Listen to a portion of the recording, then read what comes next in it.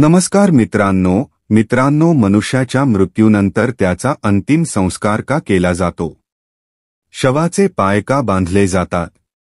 शवाला नवीन कपडे का घातले जातात?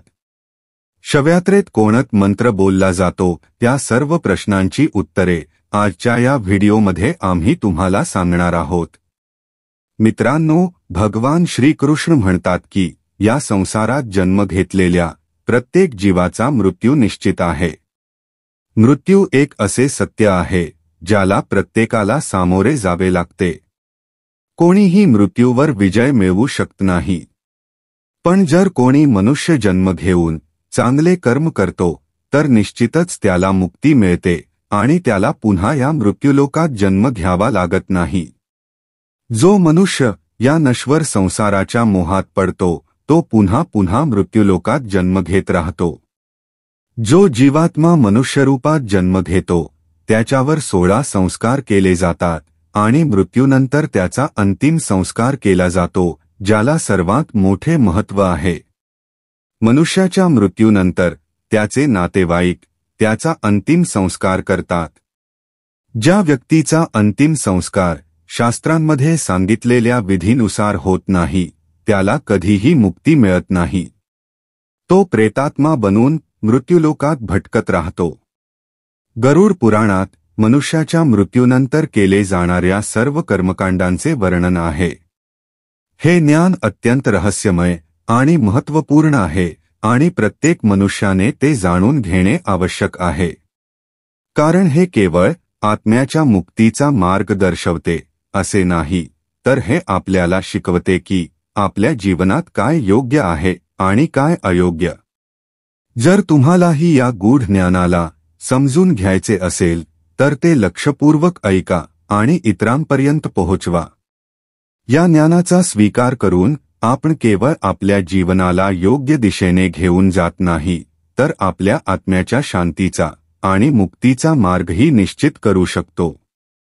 गरुडाने भगवान श्रीकृष्णांना विचारले, हे उपेंद्र, कृपया मला सांगा, जेव्हा मनुष्याचा मृत्यू होतो तेव्हा त्याच्या कल्याणासाठी काय करावे? कोणते दान सर्वात उत्तम असते? मृत्यूपासून ते स्मशानभूमीपर्यंत नेण्याच्या दरम्यान कोणत्या विधी कराव्यात?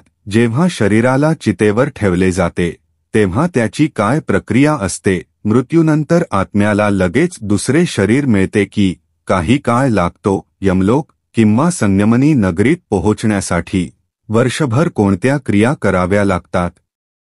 जर कोणी दुराचारी किंवा पापी असेल तर त्याच्या मृत्यूनंतर त्याचे प्रायश्चित्त कसे करता येईल? जर मृत्यू पंचक योगात झाला असेल तर पंचक शांततेसाठी कोणते उपाय करावे? हे देव, कृपा करून माझ्यावर दया करा आणि माझ्या या सर्व प्रश्नांची उत्तरे द्या, जेणेकरून माझा संभ्रम दूर होईल. मी हे सर्व लोककल्याणाच्या इच्छेने विचारले आहे.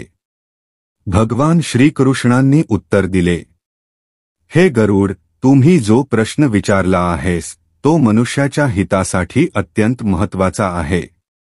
आता लक्षपूर्वक ऐका, मी तुम्हाला हे विस्ताराने समजावून सांगतो. हे विषय अत्यंत गूढ आहे जो श्रुती आणि स्मृतींमध्ये वर्णन केला आहे आणि ज्याला इंद्रादी देवता, योगीजन तसेच गहन चिंतन करणारे विद्वानही पूर्णपणे समजू शकले नाहीत. हे अत्यंत रहस्यमय ज्ञान आहे आणि आजवर मी हे कोणालाही सांगितलेलं नाही. पण तू माझा प्रिय भक्त आहेस म्हणून मी तुला हे सांगत आहे. हे पक्षीराज, या संसारात पुत्राशिवाय मनुष्याला गती मिळत नाही. असा मनुष्य स्वर्गसुखही प्राप्त करू शकत नाही. म्हणून प्रत्येक व्यक्तीने शास्त्रानुसार योग्य उपायांनी संतान प्राप्तीचा प्रयत्न करावा. जर मनुष्य मोक्ष प्राप्त करण्यास असमर्थ असेल तर त्याचा पुत्र त्याला नरकातून मुक्त करतो. ह्याच कारणामुळे पुत्र आणि पौत्र यांचे कर्तव्य आहे की ते मृत व्यक्तीला खांदा द्यावा आणि यथाविधान अग्निदाह करावा. हे गरुड, शवाच्या खाली पृथ्वीवर तीळ आणि कुश अंथरल्याने ते स्थान पवित्र नारीसमान होतो, जिच्यात संतान उत्पन्न करण्याची क्षमता असते. मृताच्या मुखात पंचरत्न म्हणजेच सुवर्ण, रौप्य, मोती, प्रवाळ आणि वजर ठेवणे म्हणजे बीज पेरण्याच्या प्रक्रियेप्रमाणे आहे, जी जीवाला शुभ गती प्राप्त होण्याचे साधन बनते. ते आणि कुशशिवाय शवभूमी जीवाच्या शुभ योनींमध्ये पुनर्जन्माचे माध्यम बनू शकत नाही. त्यामुळे श्रद्धा आणि नियमपूर्वक तीळ, कुश आणि पंचरत्न यांचा उपयोग करणे अनिवार्य आहे. ही क्रिया मृतकाच्या शुभ कर्मांचे संरक्षण करते आणि त्याला यथायोग्य गती प्राप्त करून देण्यास मदत करते. भगवान श्रीकृष्ण गरुडाला म्हणाले, हे गरुड, जेव्हा एखाद्या व्यक्तीच्या जीवनाचा अंतिम काळ समीप येतो तेव्हा त्याच्या मुक्तीसाठी आवश्यक विधी पूर्ण श्रद्धा आणि विधीपूर्वक कराव्या लागतात. सर्वप्रथम ज्या भूमीवर मरणासन्न व्यक्तीला ठेवले जाईल ती शेणाने नीट लिंपावी. ही भूमी शुद्ध आणि पवित्र असावी, कारण शेणाने शुद्धन केलेल्या भूमीवर जर एखाद्याला लेटवले तर त्याच्या शरीरात यक्ष, पिशाच आणि राक्षसासारखे दुष्ट जीव प्रवेश करू शकतात. त्यामुळे तो जीव अनंत यातना भोगतो. यानंतर त्या पवित्र भूमीवर तीळ आणि कुश अंथरले पाहिजे. हे तीळ आणि कुश मृत व्यक्तीसाठी मार्गदर्शनासारखे कार्य करतात आणि त्याला स्वर्गाच्या दिशेने नेतात. या विधीमुळे मृतकाचे सर्व पाप नष्ट होतात आणि त्याला पवित्र गती प्राप्त होते. हे गरुड, जर मरणासन्न व्यक्तीला शुद्धन केलेल्या भूमीवर ठेवले तर त्याच्या आत्म्याला शांती मिळत नाही. अशी आत्मा वाऱ्याबरोबर भटकत राहते आणि तिच्यासाठी श्रद्धांजली जल अर्पण करण्याची कोणतीही प्रक्रिया उपलब्ध नसते. म्हणूनच मरणासन्न व्यक्तीला अशा भूमीवर ठेवले पाहिजे जिथे मंडल तयार करून जलाने शुद्धीकरण करण्यात आले असेल. या मंडलात ब्रह्मा, विष्णू, रुद्र, लक्ष्मी आणि अग्नी यांसारखे देव विराजमान असतात आणि त्या स्थानाला पवित्र करतात. हे भद्र, जर मंडलशून्य आणि अशुद्ध भूमीवर एखादा बालक, तरुण किंवा वृद्ध प्राणत्याग करतो तर त्याची आत्मा अन्य योनी प्राप्त करू शकत नाही. अशी आत्मा कोणत्याही लोकात स्थिर राहत नाही आणि अनंत काळ भटकत राहते. त्यामुळे मरणासन्न व्यक्तीच्या मुक्तीसाठी योग्य विधीनुसार मंडल निर्माण करणे आवश्यक आहे. हाच शास्त्रांनी सांगितलेला मार्ग आहे आणि या मार्गाचे पालन केल्यास मृतकाला मोक्ष प्राप्त होतो. भगवान श्रीकृष्ण गरुडाला म्हणाले, हे गरुड, तीळ माझ्या घामातून उत्पन्न झाले आहे आणि म्हणूनच ते अत्यंत पवित्र आहे. तिळाचा वापर केल्याने असुर, दैत्य आणि राक्षस तत्काळ पळून जातात. तीळ 3 प्रकारचे असतात, श्वेत म्हणजेच पांढरे, कृष्ण म्हणजेच काळे आणि गोमूत्रासारख्या रंगाचे म्हणजेच हलक्या तपकिरी रंगाचे. त्यांचा उपयोग करताना मनात ही भावना ठेवावी की हे तीळ माझ्या सर्व पापांचा नाश करो. तीळदान अत्यंत पुण्यदायी आहे. 1 शेर सुवर्ण दान करण्याएवढेच पुण्य तीळदानाने प्राप्त होते. तर्पण, दान आणि होम यामध्ये तिळाचा उपयोग केल्यास अक्षय पुण्याची प्राप्ती होते.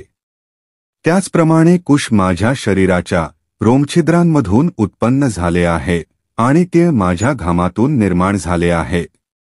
म्हणूनच देवतांची तृप्ती करण्यासाठी कुश आणि पितरांच्या तृप्तीसाठी तिळाचा उपयोग केला जातो. देवतांची आणि पितरांची तृप्ती म्हणजे संपूर्ण जगाच्या रक्षणाचा आणि सुखसमृद्धीचा आधार आहे. हे गरुड, श्राद्ध आणि इतर कर्मांमध्ये आपण उपवस्त्र धारण करून कर्म केल्यास पितर संतुष्ट होतात. तीळ आणि कुशाचा योग्य पद्धतीने उपयोग केल्यास ब्रह्मा, विष्णू आणि शिव हे देखील प्रसन्न होतात. कुशाच्या मूळभागी ब्रह्मा, मध्यभागी विष्णू आणि अग्रभागी शिव विराजमान असतात. म्हणून कुशाला देवतांचे प्रतीक मानून त्याचा उपयोग केला जातो. हे पक्षीराज, काही वस्तू अशा आहेत ज्या कधीही क्षया होत नाहीत, जसे की ब्राह्मण, मंत्र, कुश, अग्नी आणि तुळस. या वस्तूंचा पुन्हा पुन्हा उपयोग पूजा आणि इतर पवित्र कर्मांमध्ये केला जाऊ शकतो. तुळस, ब्राह्मण, गाय, विष्णू आणि एकादशी व्रत ही 5 साधने संसाररूपी समुद्रात बुडणाऱ्या लोकांना तारण्यासाठी नौकेसारखी कार्य करतात. हे खेंद्र, या जगात विष्णू, एकादशी व्रत, भगवद्गीता, तुळस, ब्राह्मण आणि गाय ही 6 मुक्तिदायक साधने आहेत. यांना षटपदी म्हणतात. ही साधने जीवन शुद्ध करतात आणि मोक्ष प्राप्तीला पात्र बनवतात. भगवान श्रीकृष्ण गरुडाला म्हणाले, हे गरुड, जसे ते अत्यंत पवित्र असून पापांचा नाश करतात, तसेच कुश आणि तुळसही अत्यंत पवित्र मानले गेले आहेत. या तिघांचा उपयोग मरणासन्न व्यक्तीला दुर्गतीपासून वाचवण्यासाठी आणि मोक्ष प्रदान करण्यासाठी अत्यंत महत्त्वाचा आहे. मरणासन्न व्यक्तीसाठी कुशाचा विशेषतः उपयोग केला पाहिजे. कुश दोन्ही हातांनी उपटून पृथ्वीवर ठेवून पाण्याने शुद्ध करावा. त्यानंतर मरणासन्न व्यक्तीच्या दोन्ही हातांमध्ये कुश ठेवावा. ज्या व्यक्तीच्या हातात कुश असतो आणि जो कुशाने वेढलेला असतो तो मंत्रोच्चार करू शकला नाही, तरीही तो भगवान विष्णूच्या धामाला प्राप्त होतो. हे गरुड, जेव्हा मरणासन्न व्यक्तीला शेणाने शुद्ध केलेल्या भूमीवर ठेवले जाते, कुशासनावर स्थापित केले जाते आणि शुद्ध अग्नीमध्ये दहन केले जाते, तेव्हा त्याची सर्व पापे नष्ट होतात. ही प्रक्रिया त्या आत्म्यास मोक्षप्राप्तीसाठी सहाय्यक ठरते. याशिवाय लवण म्हणजेच मीठ देखील अत्यंत दिव्य आणि पवित्र मानले गेले आहे. लवणाचा रस प्राण्यांच्या सर्व इच्छांची पूर्तता करणारा आहे. अन्नात लवण नसल्यास त्याला चव येत नाही. ह्याच कारणामुळे लवण पितरांना अत्यंत प्रिय आहे आणि स्वर्गप्राप्तीचे साधन मानले गेले आहे. हे गरुड, हे लवण रस भगवान विष्णूच्या शरीरातून उत्पन्न झाले आहे. जे या सत्याला ओळखतात ते लवणासोबत दान करणे पुण्यकारक मानतात. जर एखाद्या ब्राह्मण, क्षत्रिय, वैश्य, शूद्र किंवा स्त्रीचे प्राण मरणासन्न अवस्थेत अडकले असतील आणि त्यांचा मृत्यू विलंबित होत असेल, तर स्वर्गाचे द्वार उघडण्यासाठी लवणदान करावे. लवणदान आत्म्यास केवळ शांतीच देत नाही, तर उच्च लोकांची प्राप्ती होण्यासाठी मदत करते. भगवान श्रीकृष्ण गरुडाला म्हणाले, हे पक्षीराज, आता मी तुम्हाला मृत्यूचे स्वरूप विस्ताराने सांगतो. मृत्यू म्हणजेच काल होय, आणि जेव्हा त्याचा वेळ येतो तेव्हा जीवात्म्याचा देह आणि प्राणांपासून वियोग होतो. हे अट सत्य आहे की मृत्यू नेहमी आपल्या ठरलेल्या वेळेसच येतो. मृत्यूच्या वेदना अत्यंत तीव्र असतात, त्यामुळे त्या क्षणी प्राणी आपले सर्व कर्म आणि आठवणी विसरतो. हे गरुड, जसे वारा ढगांना आपल्या गतीने खेचतो आणि त्यांना इकडून तिकडे नेत असतो, तसेच हा संपूर्ण संसार कालाच्या अधीन आहे. सात्विक, राजस आणि तामस गुण सर्व कालाच्या प्रभावाखाली असतात आणि प्रत्येकाच्या जीवनावर आपला प्रभाव टाकतात. सूर्य, चंद्र, वायू, अग्नी, आकाश, पृथ्वी, सागर, औषधी वनस्पती, नद्या आणि सर्व नैसर्गिक घटक हे देखील कालानुसार उत्पन्न होतात, वाढतात, कमी होतात आणि शेवटी नष्ट होतात. जेव्हा मृत्यूचा वेळ येतो तेव्हा ग्रहयोगानुसार एखादा रोग निर्माण होतो. रोगामुळे शरीर कमजोर होते, इंद्रिये काम करणे बंद करतात आणि व्यक्तीचे बल, तेज आणि ओज समाप्त होते. मृत्यूच्या वेळी होणारी वेदना कोट्यवधी विंचू एकाच वेळी चावल्यास होणाऱ्या वेदनेइतकी तीव्र असते. ही वेदना इतकी असह्य असते की प्राणी हाहाकार करतो, पण त्याला कोणतीही सुटका मिळत नाही. त्यावेळी यमदूत प्रकट होतात आणि बलपूर्वक प्राणांना शरीरातून खेचू लागतात. प्राण कंठात अडकतात आणि त्यामुळे व्यक्तीचे मुख विकृत होते. त्याच्या डोळ्यांची हालचाल थांबते आणि तोंडातून फेस आणि लाळ बाहेर पडू लागते. त्यानंतर शरीरात स्थित अंगठ्याच्या आकाराचा सूक्ष्म जीव म्हणजेच आत्मा यमदूतांद्वारे खेचला जातो. तो आत्मा आपल्या घराकडे आणि प्रियजनांकडे पाहून विलाप करतो, पण कोणीही त्याला थांबवू शकत नाही. मृत्यूसमयी शरीरात वाहणारी वायू क्रोधित होते. ही वायू इतकी तीव्र असते की शरीरातील अग्नी तत्व प्रज्वलित होते. ही अग्नी इंधनाशिवाय जळते आणि शरीरातील मर्मस्थळांना भाजते, ज्यामुळे प्राण्याला असह्य वेदना होतात. परंतु जे लोक भक्ती मार्गात तल्लीन असतात आणि भोगविलासापासून दूर असतात, त्यांच्यासाठी ही प्रक्रिया सहज होते. जे सत्य बोलतात, कुणाचाही विश्वासघात करत नाहीत, धर्माच्या मार्गावर चालतात आणि खऱ्या श्रद्धावान असतात, त्यांना सुखपूर्वक मृत्यू प्राप्त होतो. याउलट जे लोक खोट बोलतात, विश्वासघात करतात आणि वेदांची निंदा करतात, त्यांचा मृत्यू अत्यंत कष्टदायक होतो. त्यांना घेण्यासाठी भीषण यमदूत येतात, जे काठ्या आणि मुदगर घेऊन उभे असतात आणि त्यांच्या देहातून दुर्गंध येत असतो. यमदूतांना पाहून प्राणी भीतीने थरथरू लागतो. तो आपल्या आईवडिलांना, मुलाला आणि प्रियजनांना हाक मारतो, पण कोणीही त्याला मदत करू शकत नाही. त्याच्या कंठातून स्पष्ट शब्द बाहेर येत नाहीत. त्याचे डोळे भीतीने इकडे तिकडे फिरतात आणि त्याचा श्वास वेगाने चालतो. अखेर तीव्र वेदना सहन करत तो आपला देह सोडून देतो. मृत्यूनंतर लगेचच तो देह इतरांसाठी अस्पृश्य आणि घृणास्पद होतो. जो देह कधी प्रियजनांच्या प्रेमाचा केंद्रबिंदू होता, तोच आता त्याग करण्याजोगा समजला जातो. हेच या संसाराचे सत्य आहे. देह नश्वर आहे आणि आत्मा काळाच्या अधीन आहे. हे गरुड, हेच मृत्यूचे स्वरूप आहे. जो मनुष्य याला समजून धर्माच्या मार्गावर चालतो, तो या क्षणभंगूर जगात असूनही मोक्षाचा अधिकारी होतो. भगवान श्रीकृष्ण गरुडाला म्हणाले, हे खगेश, आता मी मृत्यू आणि दहन यामधील कर्तव्यांचे वर्णन करतो. या विधींचे पालन करणे प्रत्येक व्यक्तीसाठी अत्यंत आवश्यक आहे, कारण त्या मृत आत्म्याच्या कल्याणासाठी असतात.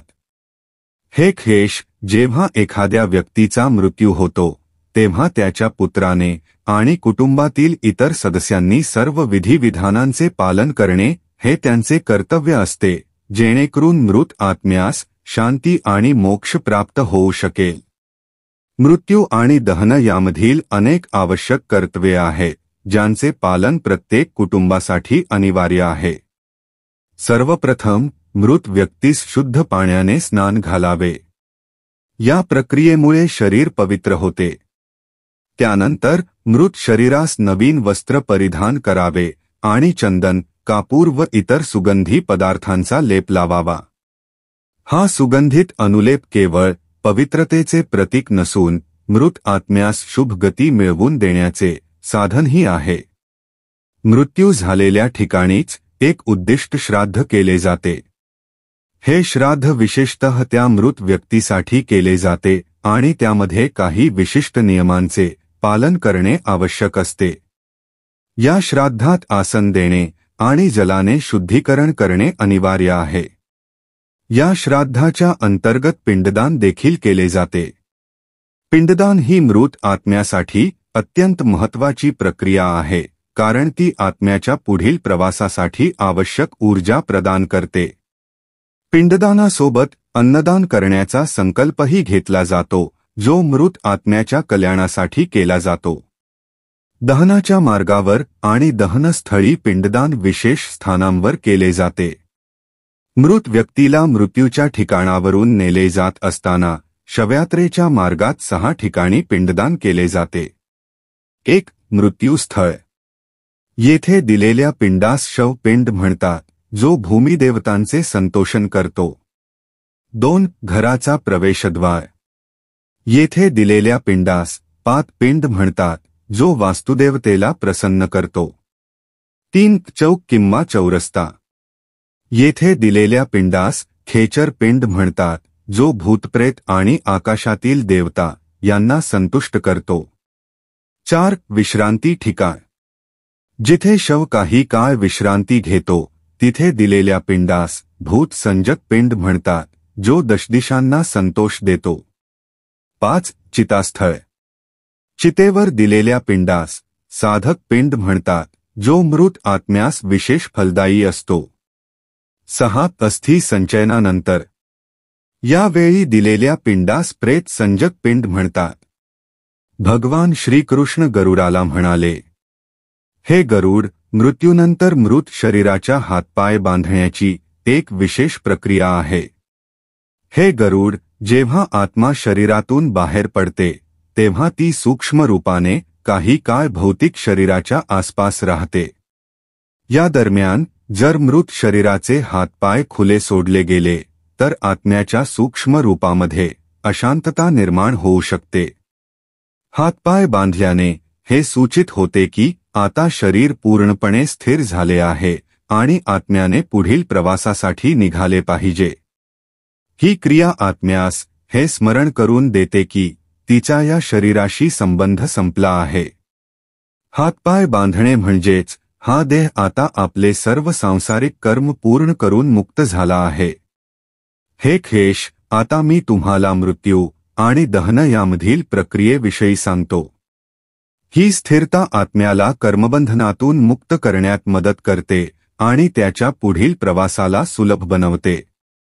हे पक्षीराज, हे हात आणि पाय संपूर्ण आयुष्यभर सांसारिक कर्म करत राहिले, मग ते पुण्य असो वा पाप. मृत्यूनंतर हात आणि पाय बांधण्याचा अर्थ असा आहे की आता या शरीराने आपली सर्व कर्मे पूर्ण केली आहेत. ही एक प्रक्रिया आहे जी दर्शवते की शरीर आता या जगातील सर्व कार्ये आणि बंधनांपासून मुक्त झाले आहे. हातपाय बांधल्यानंतर त्या मृतदेहाला स्मशानभूमीत नेले जाते. स्मशानभूमीत पोहोचल्यानंतर शवाला हळूहळू पृथ्वीवर ठेवावे आणि त्याचे डोके दक्षिण दिशेकडे असावे. ही दिशा यमराजांची दिशा मानली जाते. शवासाठी चिता तयार केली जाते आणि दहनसंस्काराच्या आधी श्राद्धविधी पूर्ण केली जाते. चितेवर शव ठेवण्यापूर्वी त्याच्या शरीराला तुपाचा लेप लावणे आवश्यक असते. हा लेप शरीराला पवित्रता प्रदान करतो आणि दहनाची प्रक्रिया सुलभ करतो. स्मशानात शवाच्या कफनाचे 2 भाग करावे. कफनाचा एक भाग शव झाकण्यासाठी वापरला जातो, तर दुसरा भाग स्मशानातील प्राण्यांसाठी सोडला जातो. ही विधी शास्त्रांमध्ये निर्दिष्ट केलेली आहे. शवचितेवर ठेवताना कुटुंबियांनी तीळ, कुश, तूप आणि इतर साहित्य घेऊन सर्व विधी दक्षिणाभिमुख आणि अपसव्य होऊन पार पाडाव्यात. स्मशानात केलेले प्रत्येक कर्म मृत आत्म्यास पुढील जन्म किंवा मोक्षाच्या दिशेने घेऊन जाते. या विधींमुळे मृत आत्म्याचे दुःख संपते आणि तो आपल्या पापांपासून मुक्त होऊन परमधामात जाण्याचा अधिकारी ठरतो. भगवान श्रीकृष्ण गरुडाला म्हणाले, हे खेश, आता मी तुम्हाला पिंडदानाच्या विस्तृत प्रक्रियेविषयी सांगतो, जी मृत्यू आणि दहनसंस्काराच्या दरम्यान पूर्ण केली जाते. ही विधी केवळ मृत आत्म्याच्या शांतीसाठी आवश्यक नाही, तर दहनसंस्काराची पूर्णता करण्यासाठीही अनिवार्य आहे. मृत्यू झाल्यानंतर आधी सांगितलेल्या ठिकाणी म्हणजेच मृत्यूस्थान, घराचा प्रवेशद्वार, चौरस्ता, विश्रांतीस्थान, काष्ठ संचयन स्थळ या सर्व ठिकाणी पिंडदान करणे आवश्यक आहे. ही विधी पाळली नाही तर मृतदेह राक्षस आणि इतर अशुद्ध शक्तींचा आहार बनू शकतो. म्हणूनच या विधीचे पालन करणे अत्यंत महत्त्वाचे आहे. सर्वप्रथम शुद्ध आणि स्वच्छ भूमीवर वेदीचे निर्माण करावे. ही वेदी गोमय म्हणजेच शेण आणि जलाने शुद्ध केली जाते आणि नंतर तिला पुष्प व अक्षता यांनी सजवले जाते. यानंतर वेदीवर अग्नी प्रज्वलित केली जाते. या अग्नीस क्रव्याद अग्नी असे म्हणतात. क्रव्याद अग्नी सर्व भौतिक तत्वांचे शुद्धीकरण करते जे शरीराशी निगडित असतात. अग्नी स्थापित केल्यानंतर त्याची विधीपूर्वक पूजा केली जाते. या पूजेमध्ये पुष्प, अक्षत आणि तिळांचा उपयोग केला जातो आणि मंत्रोच्चाराद्वारे अग्निदेवता प्रसन्न केली जाते. जेव्हा अग्निस्थापन आणि पूजा पूर्ण होते तेव्हा शव चितेवर ठेवले जाते. शव चितेवर ठेवण्यापूर्वी त्याच्या शरीरावर तीळ आणि तुपाचा लेप करणे आवश्यक असते. यानंतर शवदहनाची प्रक्रिया सुरू केली जाते. भगवान श्रीकृष्ण गरुडाला म्हणाले, हे गरुड, आता मी तुम्हाला त्या रहस्याबद्दल सांगतो की शवदहनावेळी मस्तकावर काठी का मारली जाते. याला कपालक्रिया असे म्हणतात आणि याला अत्यंत धार्मिक व आध्यात्मिक महत्त्व आहे. ही प्रक्रिया मृत आत्म्याच्या पुढील प्रवासासाठी अत्यंत आवश्यक आहे. हे गरुड, मृत्यूनंतर ही आत्मा कधी कधी शरीराच्या बंधनात अडकलेली असते. म्हणूनच जेव्हा चितेची अग्नी संपूर्ण शरीर जाळण्यास सुरुवात करते तेव्हा ही मृत आत्म्याचे मस्तकातून पूर्णपणे विलीन होणे कठीण असते. म्हणूनच शवदहनावेळी डोक्यावर काठी मारून कपाल भंग केला जातो. ही क्रिया आत्म्याला त्याच्या भौतिक शरीराच्या बंधनातून पूर्णतः मुक्त करते आणि पुढील प्रवासासाठी सहाय्यक ठरते. हे गरुड, हे शरीर पृथ्वी, जल, अग्नी, वायू आणि आकाश या पंचतत्वांपासून बनलेले असते. दहनसंस्काराचा उद्देश हा शरीर पुन्हा पंचतत्वांमध्ये विलीन करणे हा असतो. परंतु जर कपाल अखंड राहिले तर शरीराचा संपूर्ण विलय होऊ शकत नाही. कपाल तोडल्याने हे सुनिश्चित होते की शरीराच्या सर्व तत्वांचे योग्य प्रकारे अग्नीत विलीन होऊन ते पंचतत्वांमध्ये समाविष्ट होतील. हे खेश, लक्षात ठेव की आत्मा अमर आणि अजर असतो, परंतु शरीर नश्वर असते. जोपर्यंत कपालक्रिया होत नाही तोपर्यंत आत्म्यास शरीरापासून पूर्णतः मुक्त होण्यास अडचण येऊ शकते. ही प्रक्रिया आत्म्याला त्याच्या कर्मांनुसार स्वर्ग, पितृलोक, यमलोक किंवा मोक्षाच्या दिशेने प्रवास करण्यास सहाय्यक ठरते. हे गरुड, कपालक्रिया ही आत्म्याला अंतिम बंधनातून मुक्त करणारी प्रक्रिया आहे जी त्याला या जगातून मुक्त करून पुढील प्रवासासाठी सिद्ध करते. ही एक शुभ क्रिया आहे जी शवदहन संस्काराचा भाग मानली जाते आणि आत्म्याला शुभती प्रदान करते. जे लोक ही क्रिया पूर्ण विधीपूर्वक करतात ते मृत आत्म्याला आपल्या कर्तव्यानुसार योग्य प्रकारे निरोप देण्यात यशस्वी होतात. म्हणूनच कपालक्रियेचा उद्देश केवळ शरीराचा संपूर्ण दाह करणे नसून आत्म्याला संसाराच्या बंधनातून मुक्त करून त्याचा प्रवास सहज आणि पवित्र बनवणे हा आहे. धर्म आणि शास्त्रांमध्ये याचे अनिवार्य महत्त्व सांगितले आहे. हे गरुड, जेव्हा शवाचा अर्धा भाग अग्नीत जळतो तेव्हा विधी करणाऱ्या व्यक्तीने विशेष मंत्रांचे उच्चारण करावे. नमो भगवते वासुदेवाय. हे अग्निदेव, हा जीव तुझ्यापासून उत्पन्न झाला आहे. आता तुझ्याद्वारे तो पुनः जन्म घेऊ शकतो. यानंतर मृतात्म्याच्या शांतीसाठी तीळ व तुपाने मिश्रित आहुती चितेवर समर्पित करावी. ही आहुती मृत आत्म्याला स्वर्गलोकात प्रवेश करण्यासाठी आवश्यक ऊर्जा आणि पवित्रता प्रदान करते. अग्निसंस्कारादरम्यान कुटुंबियांनी मृत व्यक्तीसाठी शोक व्यक्त करावा.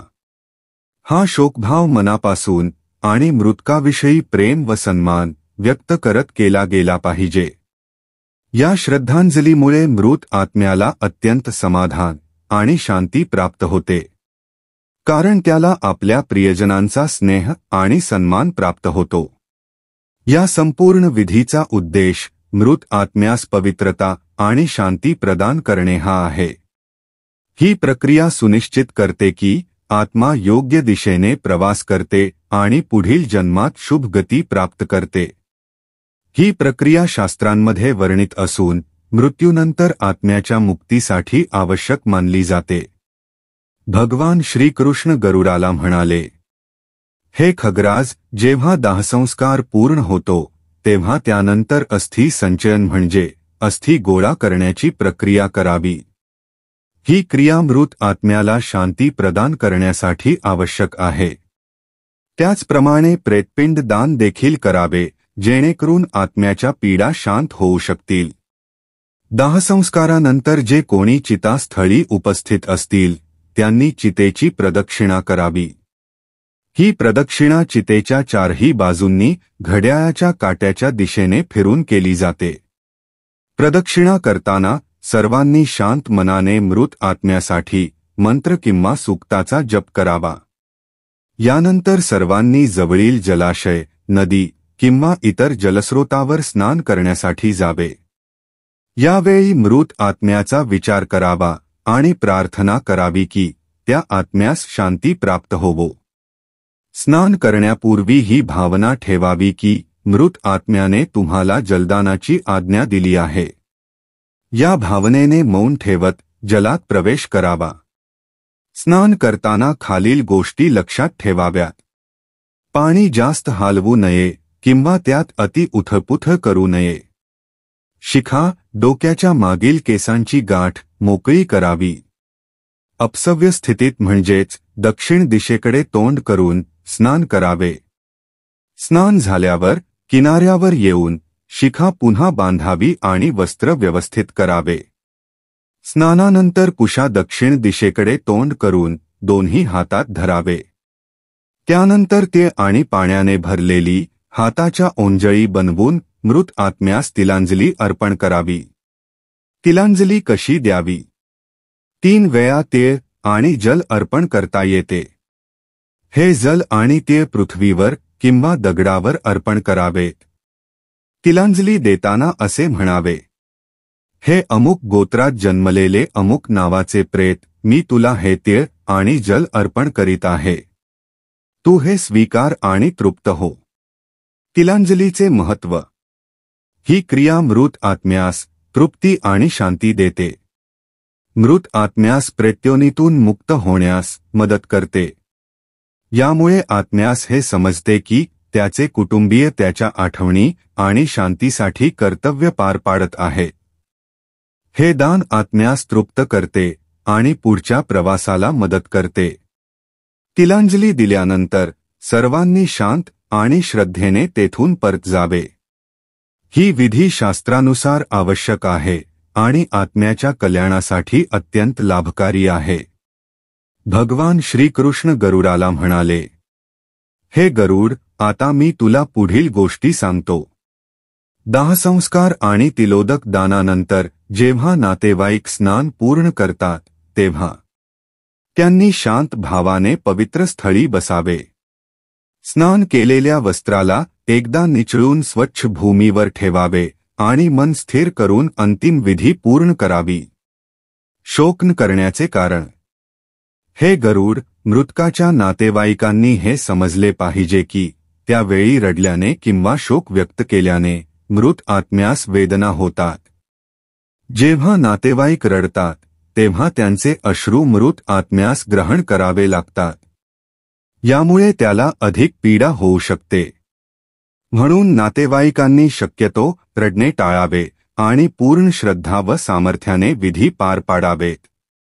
त्यावेळी कोणत्याही विद्वान व्यक्तीने किंवा पुराण जाणकाराने उपस्थित राहून परिवारातील सदस्यांना जगाच्या नश्वरतेचा बोध करून द्यावा. तो सांगेल, हे प्रियजन, हे शरीर अत्यंत नाशवान आहे. हे जलाच्या बुडबुड्यासारखे क्षणभंगूर आहे. जो कोणी या शरीरात स्थैर्य शोधतो तो मूर्ख आहे. जेव्हा हे शरीर पृथ्वी, जल, अग्नी, वायू आणि आकाश या पंचतत्वांपासून बनले आहे, तेव्हा मृत्यूनंतर ते त्याच पंचतत्वांमध्ये विलीन होईल. म्हणून त्यावर शोक करणे निरर्थक आहे. जेव्हा पृथ्वी, समुद्र आणि स्वर्ग देखील नष्ट होतात तेव्हा हा नश्वर संसारही शेवटी नष्ट होईल. जेव्हा कुटुंबीय घरात परततील तेव्हा त्यांनी प्रथम द्वारावर ठेवलेल्या निंबाच्या पानांचे सेवन करावे. निंबाची पाने शुद्धता आणि आरोग्यासाठी उपयुक्त मानली जातात. त्यानंतर आचमन करावे म्हणजेच पवित्र जल ग्रहण करावे. यानंतर अग्नी, जल, गोबर, श्वेत मोहरी, दूर्वा, गवत, प्रवाळ आणि इतर शुभ वस्तूंचा स्पर्श करावा. याचा अर्थ असा आहे की आता ते मानसिक आणि शारीरिकदृष्ट्या स्थिर झाले आहेत. हळूहळू घरात प्रवेश करावा, शांत चित्ताने आपली नेहमीची दिनचर्या सुरू करावी आणि मृत आत्म्यासाठी शुभ कर्मे करत राहावी. हे गरुड, ही विधी केवळ कुटुंबाला मानसिक शांती देतेच, पण मृत आत्म्यासही संतोष आणि सुख प्रदान करते. म्हणून या विधी श्रद्धा आणि नियमपूर्वक कराव्यात. भगवान श्रीकृष्ण गरुडाला म्हणाले, हे खेश, आता मी तुला लहान मुलाच्या मृत्यूबाबत सांगतो. जर एखाद्या बालकाचा मृत्यू 2 वर्षांच्या आत झाला असेल तर त्याच्यासाठी दाहसंस्काराचा नियम नाही. अशावेळी त्या बालकाला स्मशानभूमीत एक खड्डा खोदून त्यात ठेवावे आणि मातीने झाकावे. बालकासाठी हीच योग्य विधी आहे. हे पक्षीराज, लहान बालक कोणत्याही प्रकारच्या कर्मबंधनात किंवा पापपुण्याच्या प्रभावाखाली येत नाही. म्हणून त्याच्यासाठी उदकक्रिया, जलदान करण्याचा नियम नाही. कारण लहान बालकाने कोणतेही कर्म केलेले नसते, त्यामुळे त्याला प्रायश्चित्त किंवा तर्पणाची गरज नसते. त्याचे शरीर आणि आत्मा दोन्हीही शुद्ध मानले जातात. म्हणून त्याला केवळ शुद्ध आणि साध्या विधीने पृथ्वीच्या कुशीत समर्पित करावे.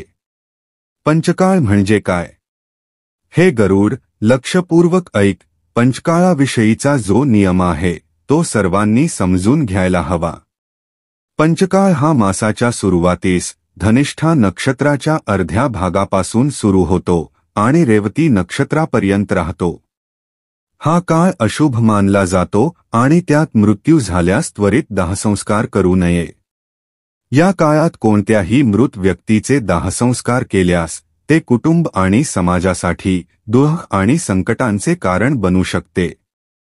मृत व्यक्तीस जलदानही करू नये, कारण त्यामुळे अशुभ वाढते. जर पंचकाळातच दाहसंस्कार करणे आवश्यक असेल तर काही विशेष उपाय करावेत. 1. संस्कारस्थळी कुशाच्या 4 पुतळ्या तयार कराव्यात. 2. त्या पुतळ्यांना नक्षत्रमंत्रांनी अभिमंत्रित करावे. 3. त्या पुतळ्यांना मृत व्यक्तीसोबत ठेवून वैदिक मंत्रांसह दाहसंस्कार करावा. यामुळे पंचकाळाचा दोष समाप्त होतो आणि घराला हानी पोहोचत नाही. पंचकाळात मृत्यू झालेल्या व्यक्तीला सद्गती मिळत नाही, म्हणून त्याच्या मुलांनी आणि सगोत्रांनी त्याच्या कल्याणासाठी विशेष दान करावे. 1. तीळ, गाई, तूप आणि सोन्याचे दान करावे. 2. ब्राह्मणांना भोजन, पादुका आणि वस्त्र दान करावे. हे सर्व दान मृतकाच्या पापांचा नाश करून आत्म्याला शांती प्रदान करतात. जेव्हा पंचकाळ समाप्त होतो आणि अशौच काळ, अशुद्धता काल पूर्ण होतो, तेव्हा मृतकाच्या मुलांनी शांती आणि पौष्टिक कर्मे, श्राद्ध करावी. हे केवळ मृत आत्म्यासाठीच नव्हे तर संपूर्ण कुटुंबासाठी लाभदायक असते. भगवान श्रीकृष्ण गरुडाला सांगतात, 1. जेव्हा दाहसंस्कार पूर्ण होतो तेव्हा सर्व नातेवाईकांनी शुद्धीकरणाच्या विधींचे पालन करावे. 2. स्त्रिया पुढे आणि पुरुष त्यांच्या मागून घरी परतावे.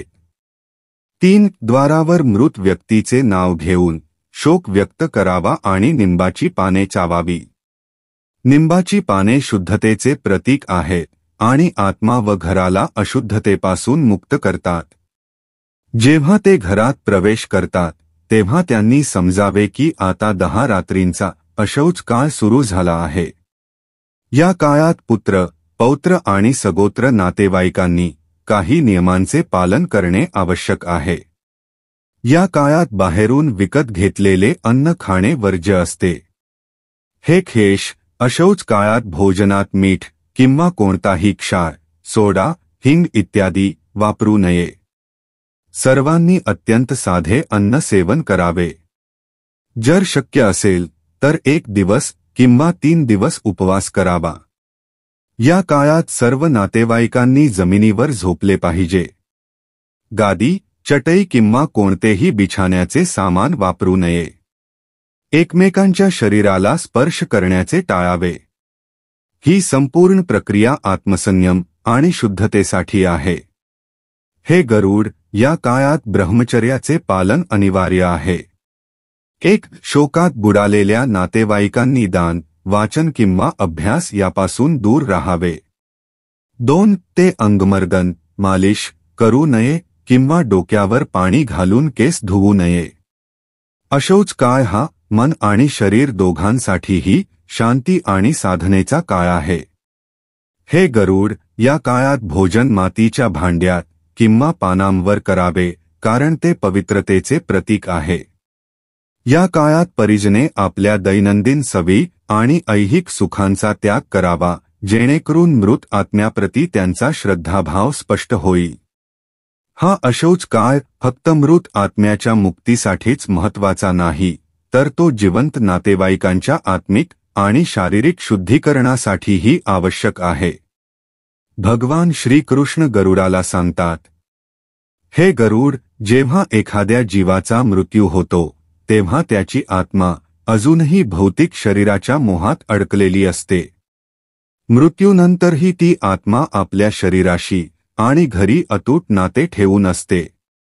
हा मोह इतका प्रबळ असतो की आत्मा वारंवार आपल्या जुन्या शरीराचे, घराचे आणि स्मशानभूमीचे दर्शन घेते. यमदूत तिला घेऊन जाण्यासाठी येतात, पण आत्मा पुन्हा जुने शरीर मिळावे या इच्छेने त्यांच्या मागे मागे चालत राहते. हे गरुड, ही आत्म्याची स्थिती अत्यंत क्लेशदायक असते. हे गरुड, दाहसंस्काराच्या दिवसापासून पुढील 3 दिवस संध्याकाळी सूर्यास्तानंतर घराच्या बाहेर चौरस्त्यावर किंवा एखाद्या एकांत स्थळी मातीच्या भांड्यात दूध आणि पाणी अर्पण करावे. हे अर्पण आत्म्याला हा विश्वास देते की तिचे नातेवाईक तिच्या स्मृतीला जिवंत ठेवत आहेत आणि तिच्या कल्याणासाठी प्रयत्नशील आहेत.